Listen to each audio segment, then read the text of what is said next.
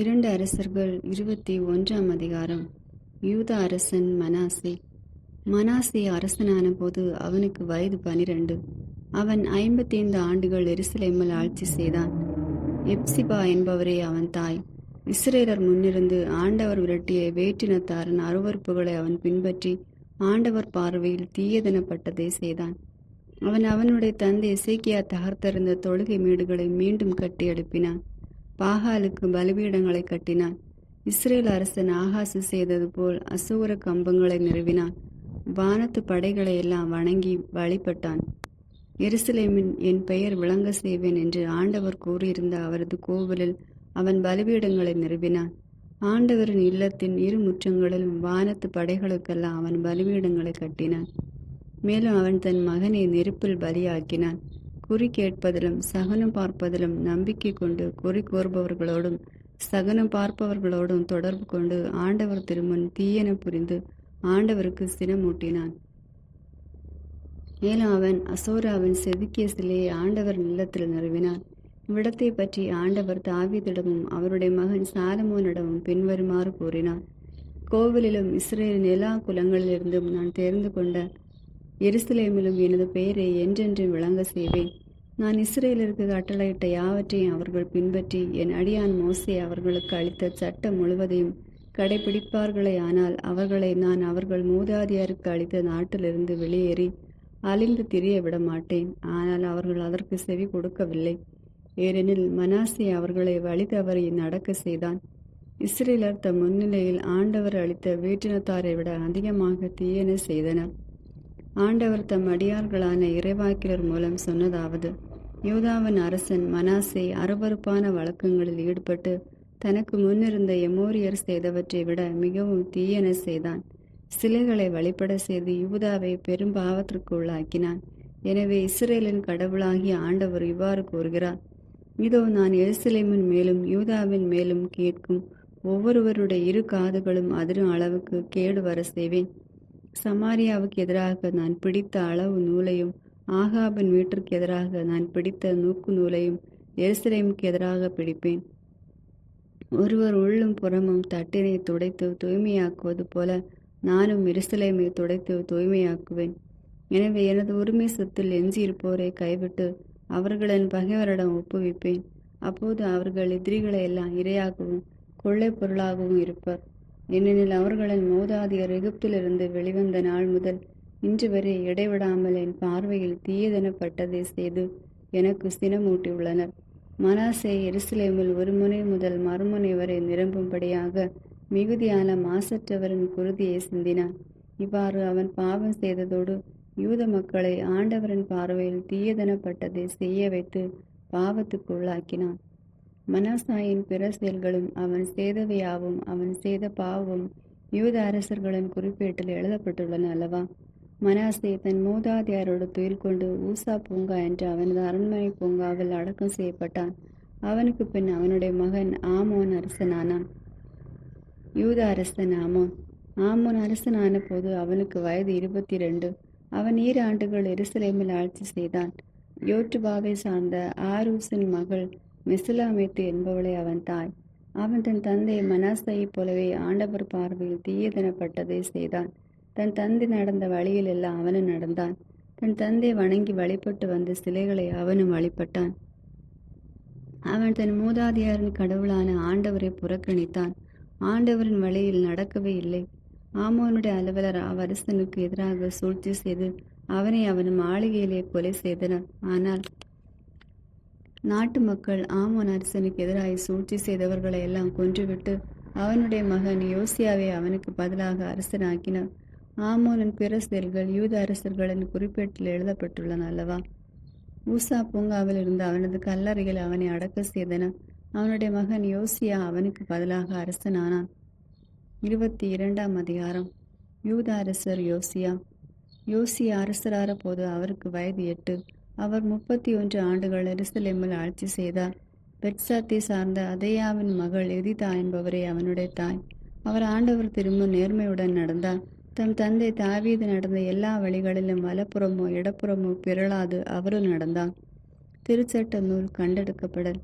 தமது ஆட்சியின் 18ஆம் ஆண்டில் அரசர் யோசியா மெசுல்லாமின் புதல்வன் அட்சலியாவின் மகன் சாப்பான் என்னும் எழுத்தினை ஆண்டவர் நிலத்துக்கு அனுப்பி கூறியது: நீ தலைமை குரு இலக்கியாவிடம் சென்று ஆண்டவர் நிலத்திற்கென மக்களிடமிருந்து வாயிற்காப்போர் பெற்றுக்கொண்ட எல்லா பணத்தையும் மொத்த கணக்கெடுக்க சொல். அவர்கள் அப்பணத்தை ஆண்டவர் நிலத்தில் பழுது பார்க்க நியமிக்கப்பட்ட மேற்பார்வையாளரின் கையில் ஒப்புவிக்கட்டும்.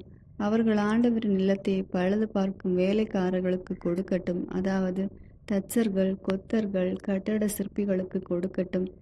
பெற்றுக்கொள்ளும் பணத்தின் கணக்கை அவர்களிடம் கேட்க வேண்டாம், ஏனெனில் அவர்கள் நம்பிக்கைக்குரியவர்கள்.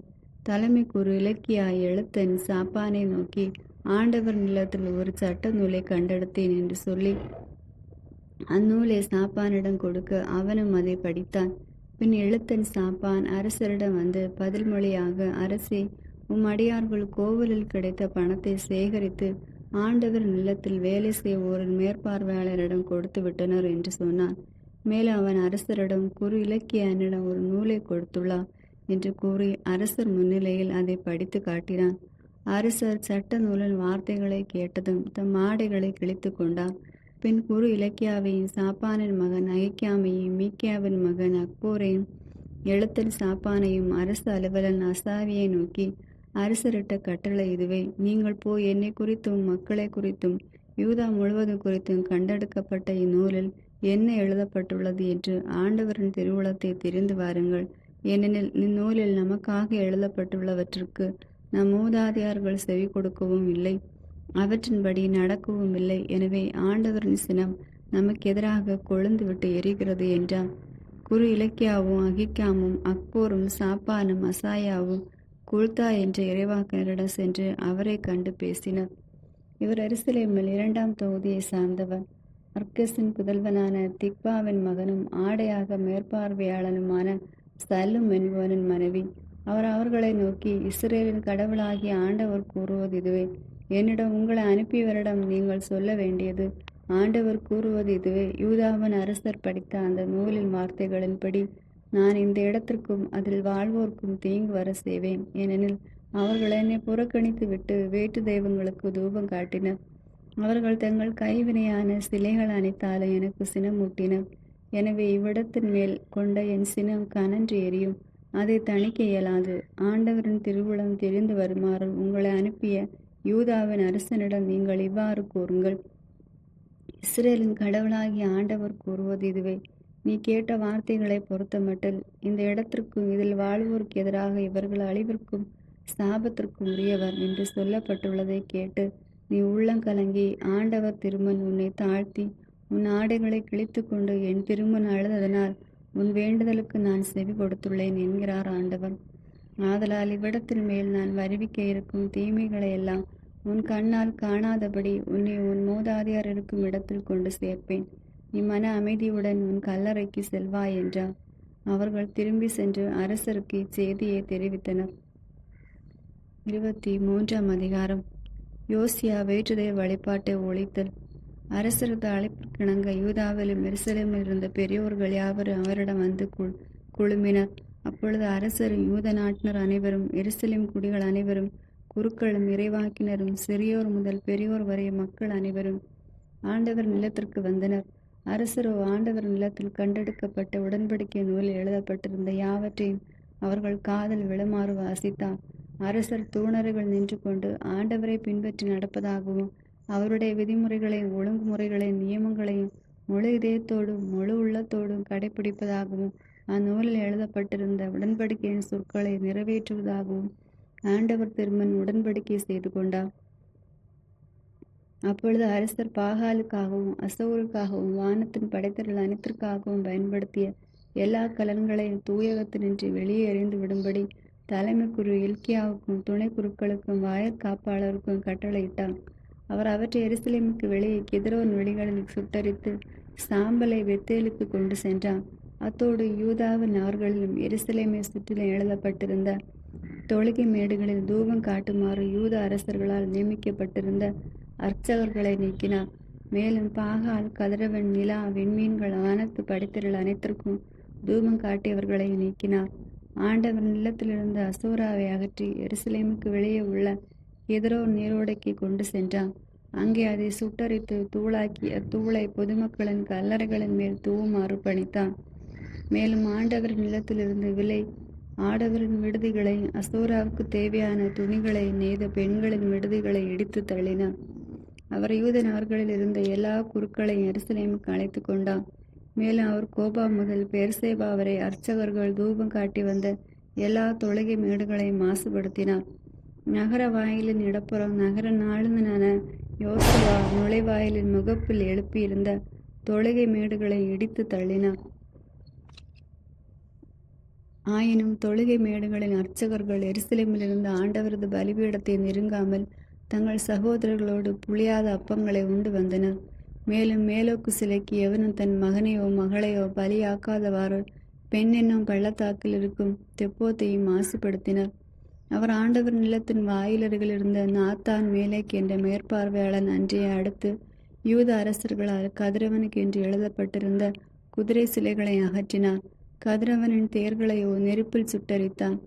மேலும் யூத அரசர்களால் ஆகாசின் மாடியறை மேல்தளத்தில் அமைக்கப்பட்டிருந்த பலிபீடங்களையும் ஆண்டவரின் இல்லத்தின் 2 முற்றங்களிலும் மனாசாயால் கட்டப்பட்டிருந்த பலிபீடங்களை அரசர் இடித்து தூளாக்கி அந்த இடிபாட்டை கெதரோன் நீரோடையில் கொட்டினார். எருசலேமுக்கு கிழக்கே அழிவின் மலைக்கு தெற்கே இருந்த தொழுகை மேடுகளை அவர் மாசுபடுத்தினார். இவை சீதோனியரின் அருவருப்பான அஸ்தாரத்துக்கும், மோவாபியரின் அருவருப்பான கெமேசுக்கும், அம்மோனியரின் எளிப்பொருளான மில்கோமுக்கும் இஸ்ரேலின் அரசர் சாலமோனால் கட்டப்பட்டவை. மேலும் அவை சிலை தூண்களை அசௌர கம்புகளை வெட்டி வீழ்த்தி அவ்விடங்களை மனித எலும்புகளால் நிரப்பினார். இஸ்ரேலை பாவத்துக்குள்ளாக்கிய நெபாற்றின் மகன் எரோபாம் பெத்தேலில் எழுப்பியிருந்த தொழுகை மேட்டையும் அதன் பலிபீடத்தையும் அவர் தகர்த்து தீக்கிரையாக்கினார். அசோராவை தூள் தூளாக்கி நெருப்பிலிட்டான். யோசியா திரும்பி பார்த்தபோது அங்கு மலையின் மேல் கல்லறைகள் இருக்க கண்டார். அவர் ஆளனுப்பிய கல்லறைகளில் எலும்புகளை எடுத்து வந்து கடவுளின் அடியவர் உரைத்த ஆண்டவரின் வாக்கிற்கிணங்க அவற்றை பலிபீடத்தின் மேல் சுட்டரித்து மாசுபடுத்தினார்.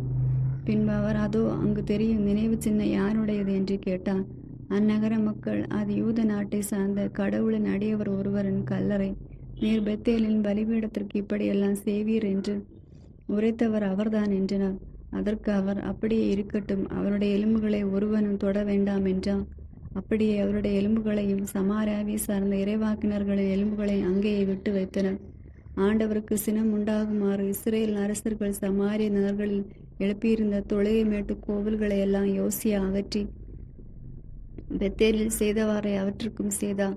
அவர் அங்கிருந்த தொழுகை மேடுகளின் அர்ச்சகர் அனைவரையும் பலிபீடங்களின் மேல் கொன்றார். அப்பலிபீடங்களின் மேல் மனித எலும்புகளை சுட்டரித்த பின் அவர் எருசலேமுக்கு திரும்பி சென்றார். யோசியா பாஸ்காவை கொண்டாடல். பிறகு அரசர் மக்கள் எல்லோரையும் பார்த்து, உடன்படிக்கை நூலில் எழுதப்பட்டுள்ளது போல் உங்கள் கடவுளாகிய ஆண்டவருக்கு பாஸ்கா கொண்டாடுங்கள். இந்த பாஸ்காவை போல் முன்பு இஸ்ரேலுக்கு தலைமை தாங்கிய நீதி தலைவர்களின் காலத்திலோ இஸ்ரேல் யூத அரசர்களின் எல்லா காலங்களிலுமோ கொண்டாடப்பட்டதில்லை. யோசியா ஆட்சியற்ற 18ஆம் ஆண்டில் எருசலேமின் ஆண்டவரின் பாஸ்கா கொண்டாடப்பட்டது. யோசியா செய்த பிற சீர்திருத்தங்கள். குரு இலக்கிய ஆண்டவர் நிலத்தில் கண்டெடுத்த நூலில் எழுதப்பட்டிருந்த திருச்சட்டத்தின் சொற்களை நிறைவேற்றும்படி யூத நாட்டிலும் எருசலேம் நகரில் இருந்த மந்திரவாதிகளையும் குறிசொல்வோரையும் குலதெய்வங்களையும் சிலைகளையும் அருவறுப்புகளையும் யோசியா அகற்றினார். இவரை போல் தம் முழு இதயத்தோடும் முழு உள்ளத்தோடும் முழு ஆற்றலோடும் மோசேயின் சட்ட நூலுக்கேற்ப ஆண்டவர் பால் திரும்பிய அரசர் அவருக்கு முன் இருந்ததில்லை, அவருக்கு பின் தோன்றியதும் இல்லை. எனினும் மனாசே செய்திருந்த அனைத்தையும் முன்னிட்டு யூதாவின் மேல் ஆண்டவர் கடும் சினம் கொண்டிருந்தார். அதாவது கொடிய சினம் இன்றும் தணியவில்லை. எனவே ஆண்டவர், நான் இஸ்ரேலை போல் யூதாவை என் திருமுன்னு நின்று தள்ளி விடுவேன். நான் தேர்ந்து கொண்ட எருசலேம் நகரை எனது பெயர் இங்கு விளங்கும் என்று நான் கூறின கோவிலை உதறி தள்ளுவேன் என்றான்.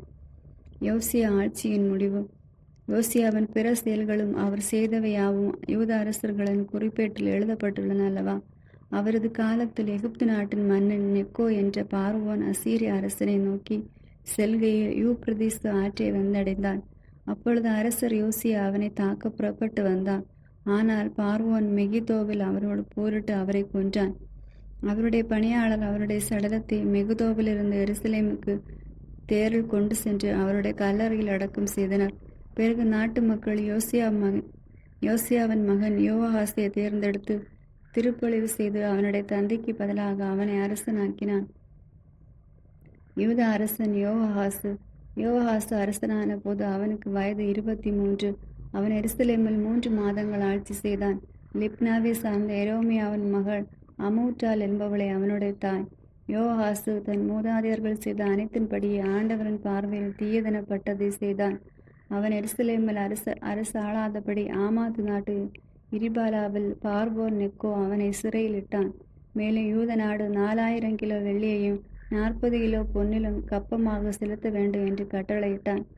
பார்வோன் நெக்கோ யோசியாவின் மூத்த மகன் எலியாக்கீமை அவனுடைய தந்தைக்கு பதிலாக அரசனாக்கி அவனுடைய பெயரை யோயாக்கிம் என்று மாற்றினான். பின்னர் அவனால் எகிப்துக்கு இழுத்து செல்லப்பட்ட யோவாகாசு அங்கேயே இருந்தான். யூத அரசன் யோயாக்கிம் பார்வோரின் கட்டளைப்படி வெள்ளியையும் பொன்னையும் செலுத்த எண்ணிய யோயாக்கிம் தன் நாட்டு மக்கள் ஒவ்வொருவர் மேலும் வரி விதித்தான். அவரவர் நிலைக்கேற்ப அவன் வெள்ளியும் பொன்னும் மிகுதியாக திரட்டி அவற்றை பார்வோன் நெக்கோவுக்கு செலுத்தினான். யோயாக்கிம் அரசனான போது அவனுக்கு வயது 25. அவன் 11 ஆண்டுகள் எருசலேமில் அரசாண்டான். ரூமாவை சார்ந்த பெதாயாவின் மகள் செபுதா என்பவளை அவனுடைய தாய். யோயாக்கிம் தன் மூதாதையர் செய்த அனைத்தின்படியே ஆண்டவரின் பார்வையில் தீயதெனப்பட்டதை செய்தான். 24ஆம் அதிகாரம். அவனது ஆட்சி காலத்தில் பாபிலோன் மன்னன் நெபுகோஸ்னர் யூதாவின் மேல் படையெடுத்து வந்தான். எனவே யோயாக்கிம் 3 ஆண்டுகள் அவனுக்கு அடிபணிந்திருந்தான். பின்பு மனதை மாற்றிக்கொண்டு அவனுக்கு எதிராக கிளர்ச்சி செய்தான்.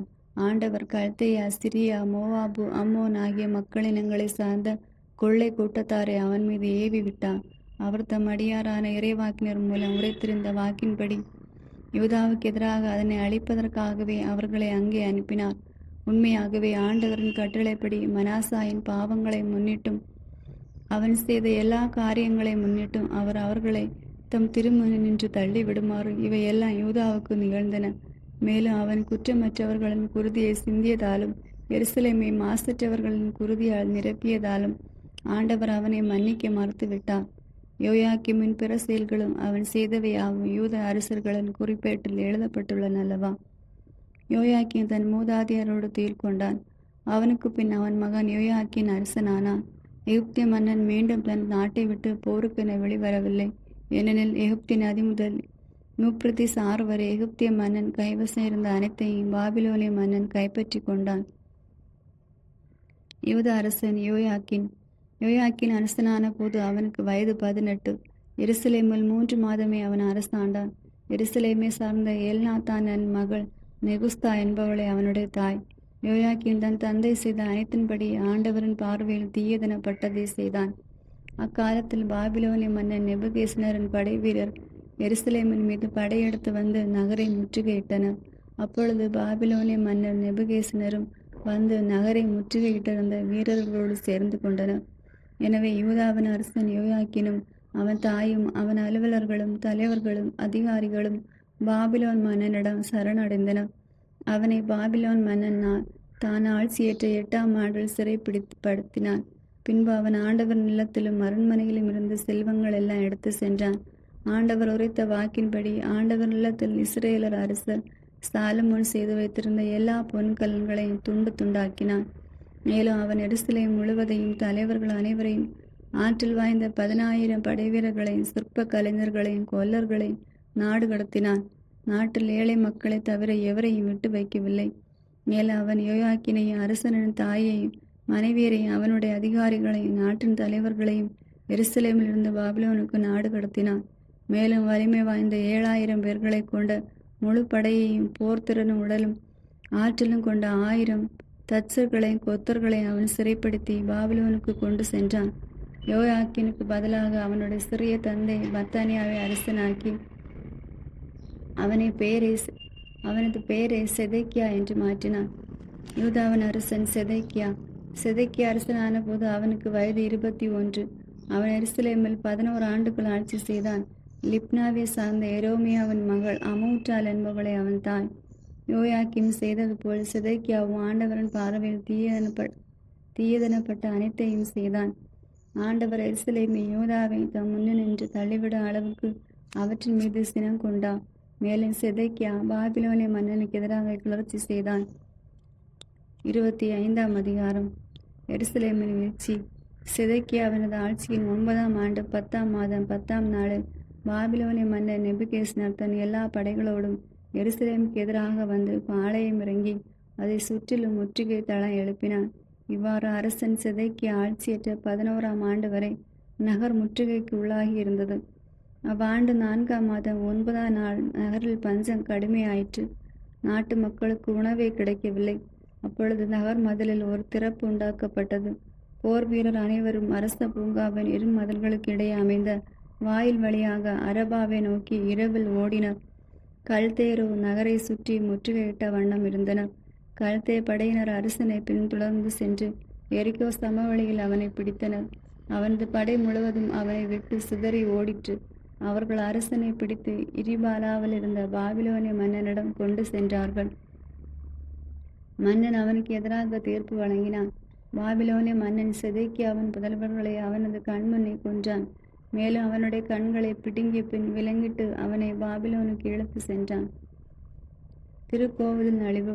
பாபிலோனிய மன்னன் நேபுகாத்நேச்சர் ஆட்சியேற்ற 19ஆம் ஆண்டு 5ஆம் மாதம் 7ஆம் நாளன்று அவன் பணியாளனும் மெய்காப்பாளர் தலைவனும் ஆகிய நேபுகத்நேச்சர் எருசலேமிற்கு நுழைந்தான். அவன் ஆண்டவர் நிலத்தையும் அரசினது அரண்மனையும் எருசலேமில் இருந்த எல்லா வீடுகளையும் தீக்கிரையாக்கினான். பெரிய வீடுகளை எல்லாம் தீயிட்டு பொசுக்கினான். மேய்காப்பாளர் தலைவனுடன் இருந்த கல்தேயரின் படையினர் எருசலேமை சுற்றிலும் இருந்த மதில்களை தகர்த்தெறிந்தனர். மேய்காப்பாளர் தலைவன் நேபுசாரதன் நகரில் எஞ்சியிருந்த மக்களையும் பாபிலோனிய மன்னனிடம் சரணடைந்திருந்தவர்களையும் விடப்பட்டிருந்த கைவினைஞரோடு சேர்த்து நாடு கடத்தினான். மேய்காப்பாளர் தலைவன் திராட்சை தோட்டங்களையும் வயல்களையும் கவனிக்கும் பொருட்டு நாட்டின் ஏழைகள் சிலரை அங்கே விட்டு வைத்தான். ஆண்டவர் நிலத்தில் இருந்த வெண்கல தூண்களையும் தள்ளு வண்டிகளையும் வெண்கல கடலையும் கல்தேயர் தூள் தூளாக்கி வெண்கலத்தை பாபிலோனுக்கு கொண்டு சென்றனர். சாம்பல் சட்டிகள், அள்ளு கருவிகள், அணைப்பான்கள், தூப கலசங்கள், திருப்பணிக்கு பயன்பட்ட வெண்கல பாத்திரங்கள் ஆகிய எல்லாவற்றையும் அவர்கள் கொண்டு போனார்கள். மேலும் வெள்ளியிலான நெருப்பு சட்டிகளையும் பலிக்கிண்ணங்களையும் மேய்காப்பாளர் தலைவன் எடுத்து சென்றான். சாலமோன் ஆண்டவர் நிலத்திற்கென்று செய்திருந்த 2 தூண்கள் வெண்கல கடல் தள்ளு வண்டிகள் ஆகிய இவற்றை வெண்கல நிறுத்தம் ஆளாது. முதல் தூண் உயரம் 18 முழம். அதன் உச்சியில் 3 முழம் உயரமுள்ள வெண்கல போதிகை ஒன்றிருந்தது. போதிகையை சுற்றிலும் வலை பின்னலும் நாதுளப்பழ வடிவங்களும் வெண்கலத்தில் செய்யப்பட்டிருந்தன. 2ஆம் தூணும் அவ்வாறே வலைப்பின்னல் வேலைப்பாடு கொண்டிருந்தது. யூத மக்கள் பாபிலோனுக்கு நாடு கடத்தப்படல். தலைமை குரு செரையாவையும் துணை குரு செப்பானியாவையும் காவலர் 3 மேய்காப்பாளர் தலைவன் சிறைப்பிடித்தான். போர் வீரர்களின் தலைமை அதிகாரியை, நகரிலிருந்த அரசவையருள் 5 படைத்தேர்வு மற்றும் பயிற்சி அலுவலரின் செயலரையும் நகருள் கண்ட பொதுமக்களுள் 60 பேரையும் அவன் நகரம் நின்று கடத்தினான். மேய்காப்பாளர் தலைவன் நேபுசாரதான் அவர்களை பிடித்து இரிபாலாவில் இருந்த பாபிலோனிய மன்னரிடம் கொண்டு சென்றான்.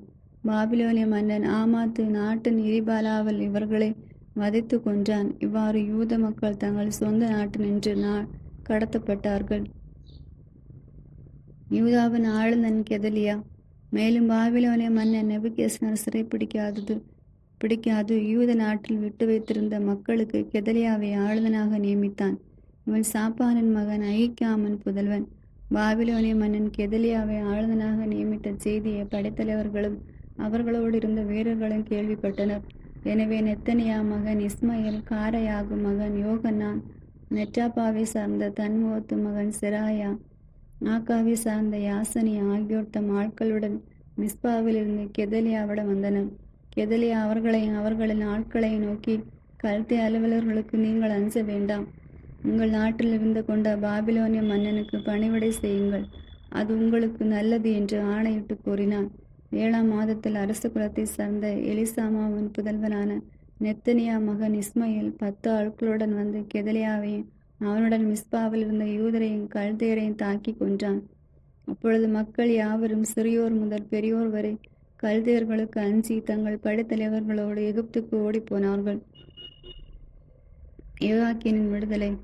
யூத அரசன் யோவாக்கீனுடைய அடிமைத்தனத்தின் 37ஆம் ஆண்டு 12ஆம் மாதம் 27ஆம் நாளன்று, அதாவது பாபிலோனிய மன்னன் எபில்மெராத்தாக்கு ஆட்சியேற்ற ஆண்டில் யூத அரசன் யோயாக்கீனை தலைநிமிர செய்து சிறையை நின்று விடுவித்தான். அவன் யோயாக்கீனுடன் கனிவாய் பேசி பாபிலோனில் தன்னோடு இருந்த அரசர்களுக்கு இல்லாத சிறப்பை அவனுக்கு அளித்தான். எனவே யோவாக்கீன் தன் சிறை உடைகளை களைந்தெறிந்தான். அவன் தன் வாழ்நாளெல்லாம் அரசனுடன் தவறாது விருந்துண்டு வந்தான். அவனுடைய அன்றாட தேவைகளுக்காக அவன் வாழ்நாள் முழுவதும் மன்னனால் அவனுக்கு ஒவ்வொரு நாளும் செலவுப்படி வழங்கப்பட்டு வந்தது. ஆமேன். God bless you.